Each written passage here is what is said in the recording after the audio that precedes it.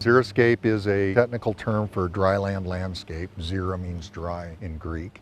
Xeriscape principles, they can be organized in any way you would like. I have native landscapes that are highly structured next to very contemporary houses. I have native landscapes like this one, which are, planted in a random fashion, meant to be wild looking. And I have other ones which are very neat and tidy. It's not true that all sustainable landscapes are messy or random or uncontrolled. That is a function of the design process itself. What is undeniable is that if these are properly designed, these landscapes can be virtually take care of themselves. This house here is a LEED certified house. This landscape is a LEED certified landscape. The principles of sustainable landscaping are applicable any place, and they are essentially very simple. We want to minimize the inputs that come in both the installation and the maintenance of the landscape. We want to conserve resources. In our case, the big one that we're using is water for irrigation. So we use porous surfaces like these pavers, like this patio back here, which is a decomposed granite patio. It's a local material we get about 20 miles away. It's compactable, which means that you could put lawn furniture on it or anything you want. We want to use local materials as much as possible. And then we use plants that are compatible. Personally, I prefer to use as many native plants as possible, but realistically, when it comes to landscapes and satisfying the customer, we sometimes want to have things that bloom at different times of the year, which sometimes is not possible with native plants. So we also use adapted plants that are adapted to the same water regime, which oftentimes came from a climate which is similar to ours. For instance, this blue oak grass over here, the really blue one, originated in Central Asia at one point. And these pine trees are a pine tree that came originally from Switzerland. It's a Pinus rostrata. We use that because the owner doesn't want to cover up the window. This landscape is 99% native plants. It's 2 years old. Last year, the whole landscape looked more like this section right here. Basically, it's a seeded landscape by and large. This little plant right here, for instance, it germinated this spring. Last year, none of these plants had flowered or gone to seed. This landscape this year has been only watered every 3 weeks. It's designed so that we can essentially turn the water off, except on this little section over here, which is on the north side of the house. And we planted plants that generally grow in partial shade and need a little bit more water. Sustainable landscape means that the landscape is sustainable within the context of where it is. So we live in the sage steppe ecosystem. That's the second largest contiguous ecosystem in North America. We get about between 11 inches and 18 inches of precipitation. So this is a very dry climate.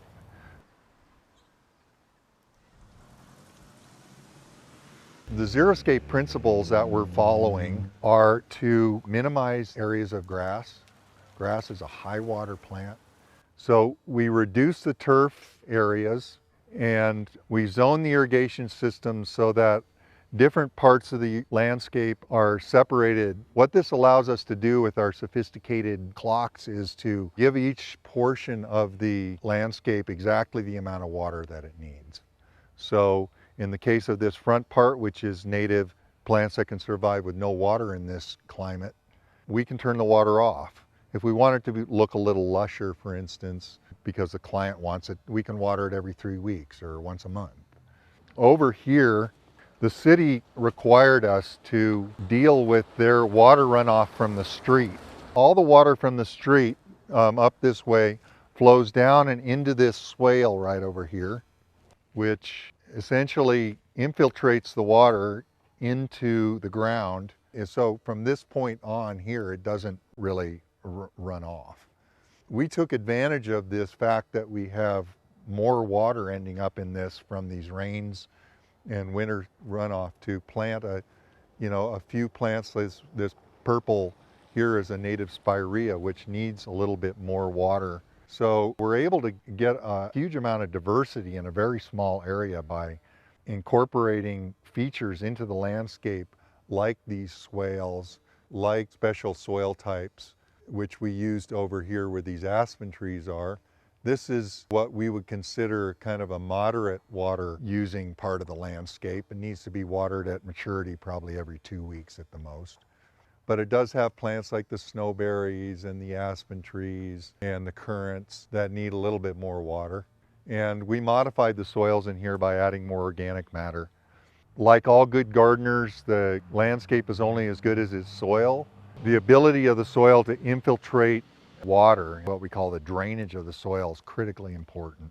The compaction level of the soil is critically important. When they build houses, they drive big machines around on the soil. It gets compacted.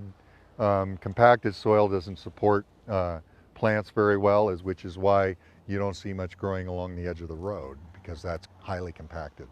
So before we start, we decompacted this soil. We incorporated organic matter into the soil, which kind of reignites the biological activity in the soil. And this allows for the plants that are growing here, whether they're really drought tolerant or not really drought tolerant, to establish extensive root systems and to bring in the water that's available to them. This is a good example of, uncompacted soil that this little clover plant right here I just pulled out, and you can see to be able to pull a root out of ground like this is fairly unusual. So this demonstrates to me that it's very well draining uncompacted soils.